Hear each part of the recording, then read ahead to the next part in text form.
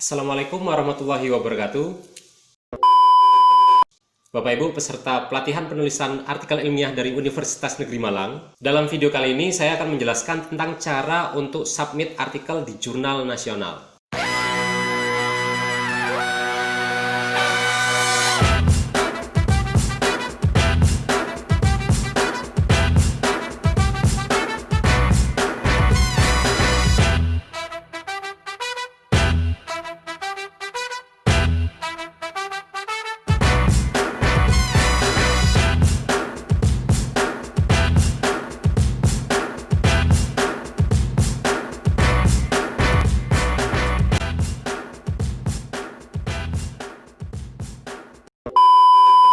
Yang pertama yang saya akan jelaskan adalah cara untuk mendaftarkan akun kita ke OJS atau Open Journal System di suatu jurnal nasional tertentu. Yang kedua adalah cara untuk submit artikel kita pada jurnal tertentu.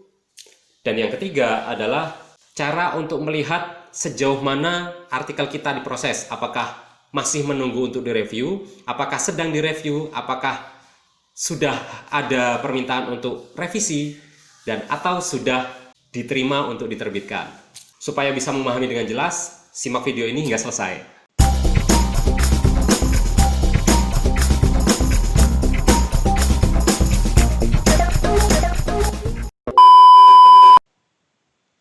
Sebelumnya, apa sih sebenarnya Open Journal System itu? Jadi, Open Journal System atau OJS itu adalah platform atau tempat pengelolaan jurnal ilmiah secara online. Jadi kalau misalkan Bapak Ibu ingin menerbitkan artikel ilmiah Bapak Ibu, maka mengirimkannya itu melalui suatu tempat yang itu kita sebut sebagai Open Journal System. Misalkan, JPS atau Jurnal Pendidikan Sains milik Universitas Negeri Malang memiliki tampilan OJS seperti ini. Ini tampilan dari JPTPP yang sudah terakreditasi Sinta 2. Ini adalah jurnal milik jurusan Fisika Universitas Negeri Malang. Dan ini adalah Jurnal Kependidikan Betara. Jadi semuanya ini adalah bentuk-bentuk tampilan dari OJS yang bisa diakses secara online.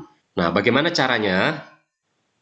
Langkah pertama adalah ketik link OJS yang mau dituju atau bisa juga nama jurnalnya. Misalkan, jika Bapak Ibu ingin mengakses Jurnal Kependidikan Betara, maka di halaman browser Ibu silakan ketik https://e-jurnal.sdn195pinangmerah.com garing. Jadi nanti di enter maka akan keluar. Atau bisa juga dicari dengan mengetik Jurnal Kependidikan Betara dalam kurung JKB. Jadi di bagian ini. Selanjutnya, cari bagian register kemudian diklik. Nah, setiap jurnal itu punya tempat untuk register beda-beda. Misalkan di JKB, posisi registernya ada di pojok kanan atas, maka di sini tinggal diklik. Langkah selanjutnya adalah isikan data sesuai permintaan. Tadi setelah diklik register akan muncul seperti ini. Pada bagian profile, isikan given name, bisa diisi dengan nama depan saja atau nama lengkap. Family name itu isikan nama terakhir, tapi sebisa mungkin tidak dikosongkan. Jika Bapak Ibu memiliki nama yang terdiri dari satu kata, maka isikan given name dan family name sama persis. Tapi kalau misalkan punya dua kata, misalkan namanya ada terdiri dari dua kata, maka given name adalah kata pertama, family name adalah kata kedua. Affiliation adalah tempat bekerja Bapak Ibu, country isikan negara. Nah, untuk keperluan login, isikan email yang aktif milik Bapak Ibu. Kemudian isikan username, sarannya username itu semuanya adalah huruf kecil, ditulis tanpa spasi. Boleh juga mengandung angka, tapi usahakan tanpa spasi. Kemudian isikan password yang mudah untuk diingat serta ulangi password tersebut dan harus benar. Nah, setelah itu pada bagian ini ketiga kotak tersebut dicentang semua lalu klik register. Maka proses registrasi di jurnal tersebut sudah berhasil dengan ditandai adanya tampilan seperti ini.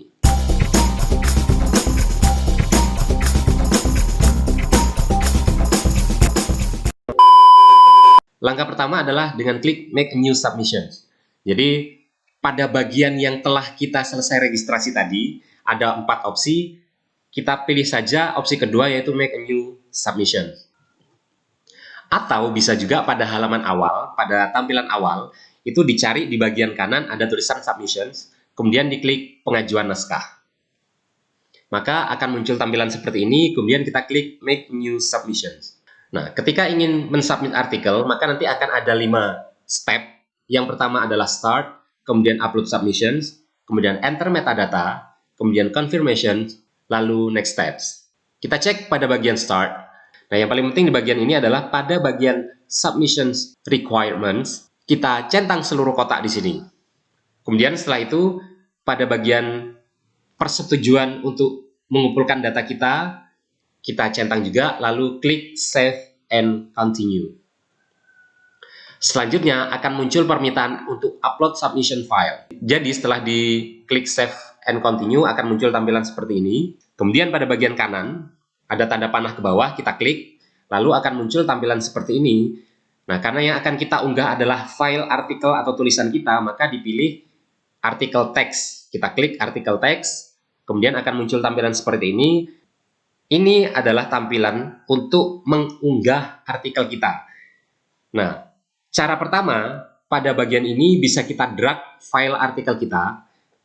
Jadi cara ngedrag itu file kita tahan, kemudian kita seret menuju bagian ini, atau bisa juga diklik upload file, kemudian kita pilih di mana artikel yang akan kita unggah. Setelah selesai, maka jika Bapak Ibu sudah berhasil dalam mengunggah, file yang sudah diunggah tadi akan ada centang berwarna hijau seperti ini. Nah, jika sudah berhasil, maka selanjutnya adalah klik Continue. Nah, setelah klik Continue, dicek lagi apakah artikelnya sudah benar atau enggak. Kalau misalkan masih ada yang keliru, maka diklik Edit. Kalau sudah selesai, maka klik Continue, kemudian konfirmasi. Jika Bapak Ibu ingin menambahkan file lain, misalkan lampiran atau foto-foto dan seterusnya, maka bisa diklik Add Another File. Atau kalau misalkan sudah cukup, maka klik Complete. Jadi biasanya dalam mengupload artikel itu cukup file artikelnya saja, cukup naskahnya saja, maka tidak perlu kita tambahkan file lain, jadi klik saja Complete. Nah, selanjutnya pada bagian 2 atau Upload Submissions, klik Save and Continue. Nah, bagian Enter Metadata ini adalah tempat kita untuk mengisikan identitas artikel kita. Pertama, title itu isikan judul naskah Bapak Ibu. Kemudian abstrak itu diisikan abstrak yang bahasa Indonesianya saja. Nah, pada bagian List of Contributors, kalau misalkan Bapak Ibu punya penulis yang lebih dari satu, maka nanti penulis kedua itu harus ditambahkan lagi secara manual. Tinggal diklik pada bagian Add Contributor, kemudian akan muncul tampilan seperti ini.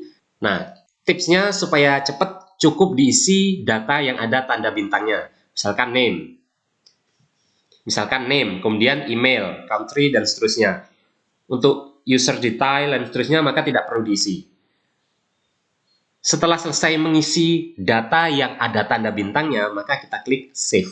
Selanjutnya yang harus kita isikan adalah keywords. Jadi pada artikel itu kan biasanya ada keywords-nya, maka nanti keywords bahasa Indonesia yang ada di artikel Bapak Ibu diisikan di sini. Kemudian isikan daftar pustakanya di bagian ini. Setelah selesai semua, tinggal diklik Save and Continue. Selanjutnya pada bagian Confirmation, jika semuanya sudah terisi dengan benar, tidak ada yang keliru, maka tinggal diklik Finish Submission. Setelah Finish Submission, kemudian pada bagian Next Step, jika Bapak Ibu ingin menambahkan artikel lain, maka pilih opsi kedua, Create a New Submission. Tapi kalau misalkan hanya satu artikel yang akan di-upload di situ, maka Return to your dashboard.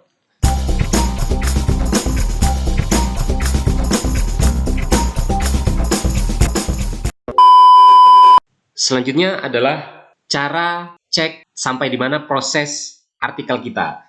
Nah, tadi kita sudah berhasil melakukan submission misalkan.